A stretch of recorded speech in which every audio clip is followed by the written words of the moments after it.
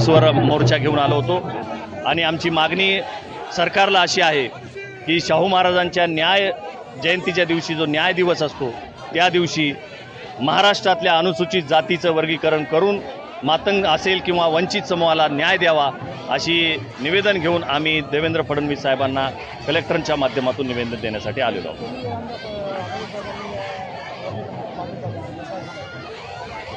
आठवले साहेबांनी जो पाठिंबा दिलेला आहे त्याबद्दल आम्ही त्यांचे आभार व्यक्त करतो. परंतु आठवले साहेबांची जी मागणी आहे की लोकसंख्येनुसार आरक्षणाचं वर्गीकरण व्हावं याला आमचा विरोध आहे. आरक्षणाचं वर्गीकरण हे मागास प्रवर्ग माध्यमातून व्हावं. जे मागास जमाती आहेत त्यांना न्याय मिळण्यासाठी व्हावं. लोकसंख्येच्या प्रमाणामध्ये आरक्षणाचं वर्गीकरण होऊ नये या मताचे आम्ही आहोत. वामन मेश्रामची मागणी आहे की जनगणनानुसार म्हणजे जातीय जनगणनेनुसार आरक्षणाची मागणी व्हावी, काय वाटतं? मेश्राम साहेबांची मागणी या आरक्षणाला समर्थनार्थच आहे, वर्गीकरणाला.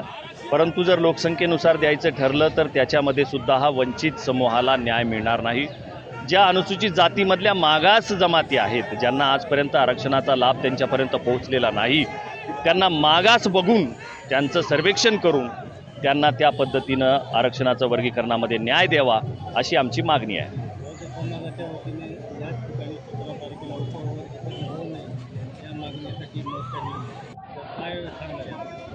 तर बौद्ध बांधवांच्या वतीनं आनंदराज आंबेडकर साहेबाच्या वतीनं परभणीमध्ये मोर्चा निघणार आहे. आरक्षण वर्गीकरणाच्या विरोधामध्ये मोर्चा निघणार आहे.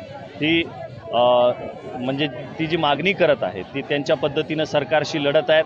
मातंग समाज आपल्या पद्धतीनं सरकारशी लढत आहेत. सरकारशी आपण भांडलं पाहिजे परंतु आपसामध्ये आपण भांडू नये असाही संदेश आम्ही या मोर्चाच्या माध्यमातून आज दिलेला आहे.